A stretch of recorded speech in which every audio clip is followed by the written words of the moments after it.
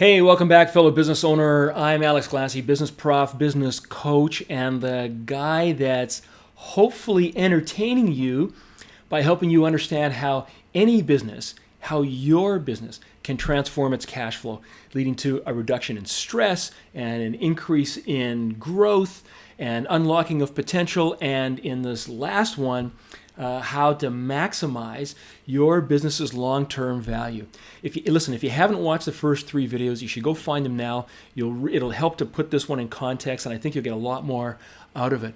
But for the rest of us, Chapter 3, Year 3, let's get back to Pat and Sam's story. You'll remember this is the income statement from Year 3, where what Pat's done is just added another 10% growth on top of the previous year, so an additional 11,000 on top of last year's 110,000. Hasn't made any other changes whatsoever. However, feeling justifiably proud because look, I've got a business that's growing year over year, that's actually got it's profitable, it's got net income, and it's actually for the first time at the end of this 3rd year throwing positive cash, as you can see at the line at the bottom there, right? Pat justifiably proud. Can't see how much better it could have been. We can see it. We're kind of outside the aquarium, outside the fishbowl, looking in, right? We've got this giant's eye view, and we can take a look over at Sam, and looking at Sam just shoot the lights out on her business. An additional 52,000 year over year revenue. Cost of goods sold getting better. You can see just making the same improvements similar improvements from last year, just letting it run. Oh, even more so. Got an additional 4.3% increase. Well, what's going on there? G&A is up. Well, we're not quite sure there, but I'm sure that Sam's got a good reason for it. Really huge increase in spending on R&D, an additional $10,000. Well, we already know why, right? $10,000 times a return on market spend, right? Another small adjustment here, a return on market spend of 3.53. That's just going to drive an additional $35,000 in revenue, right? Just there, $10,000. The additional $10,000 multiplied by that is equal to $35,000. That's that's a big part of that revenue increase. Net income's up hugely, and cash at the end is up hugely. Now, what are the changes that Sam has made in this 3rd year? Well, the big change here was that Sam borrowed $10,000 over 5 years and bought a piece of equipment to improve cost of goods sold. And so what Sam did is financed that $10,000 to create annual payments of $2,180. Now, normally payments don't show up on your income statement, but they show up on your statement of cash flows, which nobody looks at, but everyone should look at. But in order to just keep it simple and not just throw a whole bunch more numbers at us, what I did was I just took that payment and I added it into general and administrative so that you can see that it is affecting the cash, right? All flows down to cash. However, that $2,000, which comes out of cash, which makes cash worse, is more than offset by an annual cost of goods improvement of $7,107. And so you can see, well, you can't see it just by looking at it, but that $42,000 without these changes would have been $50,000, right? Right? But you can measure it here, right? It went from 71.39 last year, now 75.89. Huge difference. And what Sam has done has done the right thing, has said, well, I'm not just going to buy too many of us do this, right? I've got money in the bank, like Sam does, got all kinds of money in the bank. Why don't I just go and buy that equipment? Because what's happening is that we should be aligning the payments of our capital expenditures over the useful life of the equipment, right? If the equipment's going to last for 5 years, I should go get a loan or a lease for 5 years. And because what ends up happening is it preserves cash. I'm not just going to drop $10,000 today. I'm just going to drop a couple $100 every month, $2,000 in the year. But I save that extra $8,000 to go and invest in, like she did, in sales and marketing to boost the business. See how that works? All right, that's the biggest change that was made here, and then just continuing to make small improvements here and there, and right. But we also know that in the 3rd year, that Sam sold the business, and we're going to spend a little more time talking about that. But chapter 3 summary, aligning the timing of capital expenditures and their performance improvements with appropriate financing. Hey, that piece of equipment is going to last 5 years. I'm going to go get a loan or a lease for 5 years. I need to buy a new truck. That's going to last 3 years. I'm going to go get a 3-year loan, a 3-year lease. I'm going to buy a building. It's going to last 20 years. I'm going to get a 20-year mortgage, right? That's how these things work. That's how you should be thinking about your timing. Again, why? Because it preserves cash today that you can use to do other things in your business to help to grow your own business. Okay, and then finally, every decision we make in our business affects its value, and we're going to spend a few minutes now talking about business valuation. This is why this is so much fun for me. This is really where all the chickens come home to roost, if I can say that. So if you've ever seen or heard about or been through a business sale, whether you've sold a previous business or you've seen a friend buy or sell a business, or even if you've acquired a business, you'll know that there's lots and lots of complexity and lots of strange words and all kinds of things that come out of the mix. But what I want you to keep in mind is that at its core, valuing a business is just really, really simple. It's equal to the cash that the business generates times any growth, if there is, and then multiplied by the confidence that the purchaser has in your business's ability to continue to generate cash and to continue to grow. Right? So let's just make it really simple. Let's say that I'm going to buy your business. So as a purchaser, the way I view a business is that I'm going to give you money today, and then I want to get more money in the future. Right? I don't just want to get the same money. I need to get more money. If I was just going to get the same money back, I wouldn't go through the hassle and the risk of buying your business, right? So then when I look at your business, so the way I value your business, I take a look at your business, and if your business isn't growing, I will simply see it as a series of gifts, a series of boxes that I get to open at the end of the year on the anniversary date of the day that I bought the business. So if I bought it on January 1, then on January 1 of next year or December 31 at the end of this year, I get to open a box and pull out the cash. And the same thing in this second year, open the box, pull out the cash, third, fourth, fifth, sixth, right? So that's how I'm going to look at your business. The way I value it then is I go, okay, well,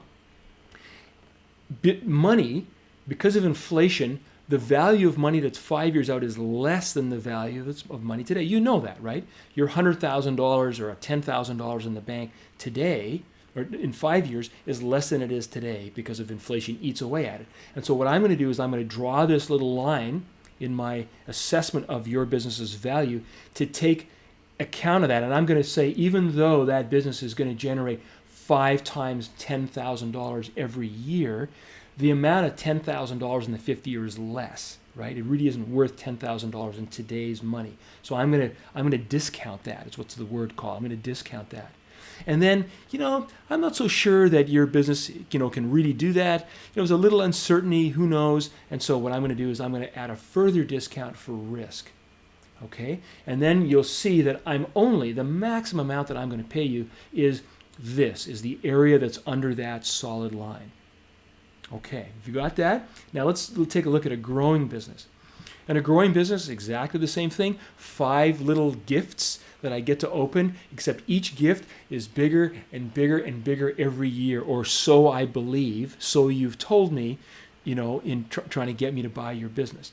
So I'm still going to do the same couple of things. I'm going to realize that they're going to discount for the time value of money for inflation, and then I'm going to discount for risk, and probably even greater discount for risk. And you can see that that blue line is a little bit further away, right?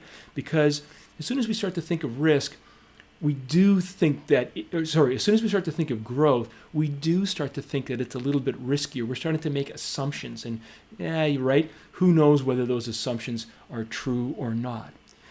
That said, we can clearly see that the 2 lines of valuation, I'm going to value a growing company much different than I'm going to value a company that's not growing.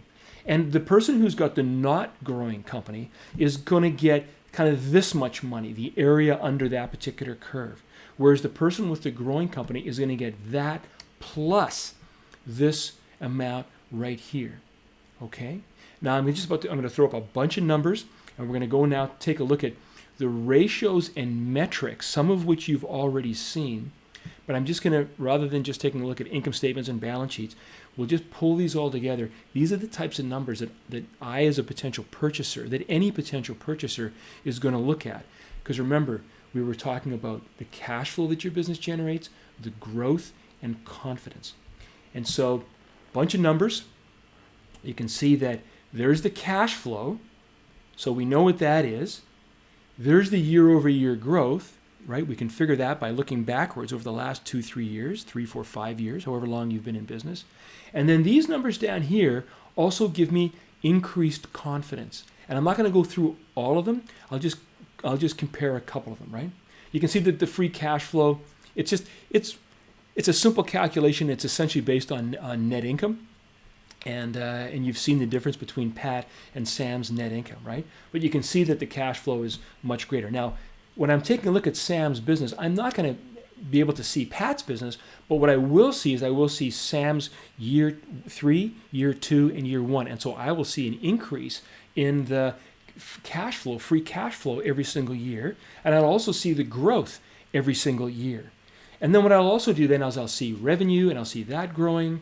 Net income, we've talked about that. Gross margin, we've talked about that. Return on market spend. Oh, it hasn't just stayed constant every single year. You can see that Sam has been making improvements in the effectiveness of the sales cycle, which fills me with confidence. This has been an active manager, an active business owner, constantly tweaking, constantly making improvements.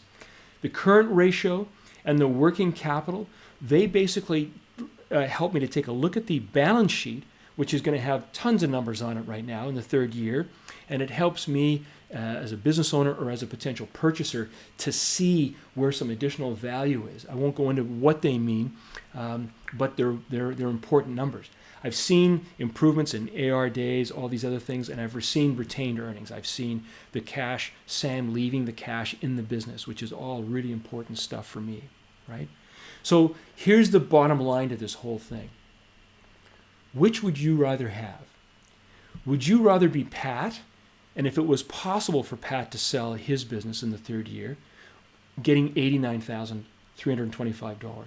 Or would you rather be Sam, getting $317,375?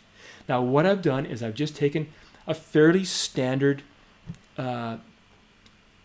valuation calculation, and I've plugged it. I've just applied it to both businesses, and that's how I've come up with both numbers. Now, it could be a different calculation. It doesn't really matter because you're still going to see, because it's cash flow based ultimately, you're still going to see significant differences in the raw value of the two businesses. The other thing that's going on here is that because Pat didn't incorporate. Now, you remember that from, I think, lesson 1, we talked about that in the first video.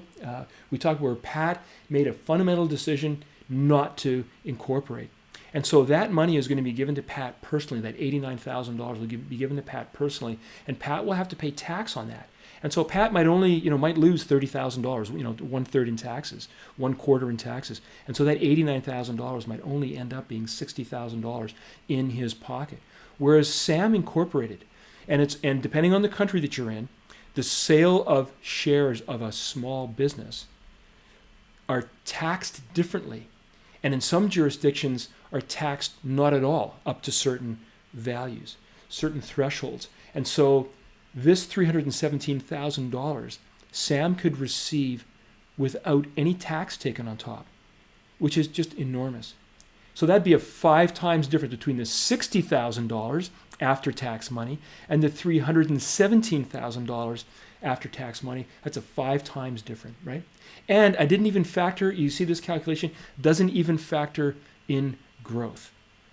So all kinds of things going on here, and all of these were made by simply making small changes year over year that added up and then multiplied each other and then compounded as we went over the 3 years. All right. Thanks for watching. End of the third year, end of the 4th video. I hope you're seeing how these things, I hope you're being inspired by how these things can improve your business and your future, your personal future, in so many ways. Now, while this was my favorite of the 5 videos, the next one is the most important, because what we're going to do is I'm going to bring all these thoughts together and give you 10 questions that you should be asking yourself and your bookkeeper or your accountant, your financial professional, about how to improve your cash flow, which then just leads to all the benefits that we've talked about: the reduction in stress and the opening up of the potential of your business, the ability for you to do more with your business, and then ultimately the opportunity for you to increase the value of your business significantly, leading to an exit that is wildly better than what it might have been without answering those 10 questions and keeping those in mind. Okay? Again, if you think this is important, please share, subscribe, link, talk to people, let them know about these videos. And thank you again, and I'll see you for the 5th, the last video.